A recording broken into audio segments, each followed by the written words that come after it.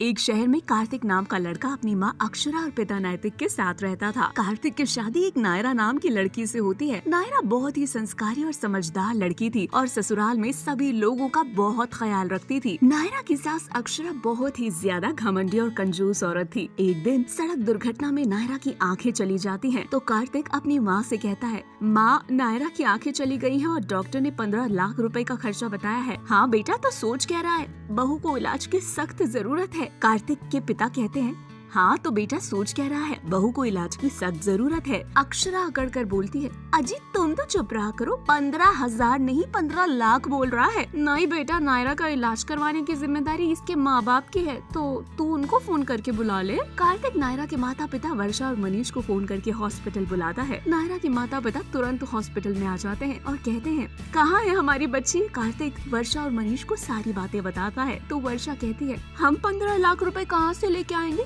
हमारे पास जितना था उतना तो हमने दे दिया। उसके बाद नायरा के इलाज को लेकर दोनों परिवार में लड़ाई होती रहती है। वर्षा और मनीष नायरा को अपने घर ले जाते हैं। तभी एक दिन नायरा अकेली रोड पर से जा रही होती है कि रास्ते में उसकी फ्रेंड गायत्री उसे मिलती है। गायत्री नायरा से कहती है, अरे नायरा तू कहाँ जा रही है? कौन? मैंने नहीं पहचाना। अरे पहचाना नहीं, मैं गायत्री हूँ। हाँ बहन, अगर आंखें होती तो जरूर पहचान पाती। फिर गायत्री नायरा को अपने साथ लेकर घर जाती है। जो नायरा के साथ हुआ वो सारी बात गायत्री को वो बताती है और ये सब सुनकर गायत्री को बहुत गुस्सा आता है। तभी गायत्री की दादी सुहासिनी नायरा से कहती है, बेटा तू बहुत शुभ अवसर पर आई है। गायत्री के लिए कार्तिक नाम के लड़के का रिश्ता आया है। सुहासिनी की बात सुनकर नायरा और गायत्री दोनों हैरान हो जाती है। गायत्री कहती है, दादी ये तो नायरा का पति है। नायरा भी कहती है, हाँ दादी, गायत्री बिल्कुल ठीक कह रही है, आप इस रिश्ते के लिए मना कर दीजिए। गायत्री रिश्ते के लिए हाँ करती है और कार्तिक को सबक सिखाने की सोचती है। कुछ दिनों बाद गायत्री और कार्तिक की शादी हो जाती है। ससुराल जाने के बाद गायत्री अपनी सास के पूरे घर का काम करवाती है और अगर अक्षरा काम नहीं करती तो उसका हाथ मरोड़ देती है। तभी एक दिन गायत्री नैतिक से कहती है, ससुर जी जब आपको सब कुछ पता है तो आप कुछ कहते क्यों नहीं? बेटा मेरी सारी प्रॉपर्टी इस कलमोही के नाम पर है, अगर मैंने इसके खिलाफ कुछ कह दिया तो ये मुझे घर से बाहर निकाल फेंकेगी, फिर मैं कहाँ जाऊँगा? गायत्री समझ जाती है कि सारा खेल प्रॉपर्टी का है। अगले दिन वो वकील को बुलाकर नैतिक के नाम पर सारी प्रॉपर्टी करवा देती है। ये देखकर नैतिक बहुत खुश होता है और दोनों माँ और बेटों को घर से बाहर निकाल फेंकता है। ये सब देखकर अक्षरा नैतिक से माफी मांगती है। सुनिए जी, मुझे माफ कर दीजिए और बहू तू भी मुझे माफ कर दे, मुझसे बहुत बड़ी गलती हो गई। हम दोनों माँ बेटे कहाँ जाएंगे?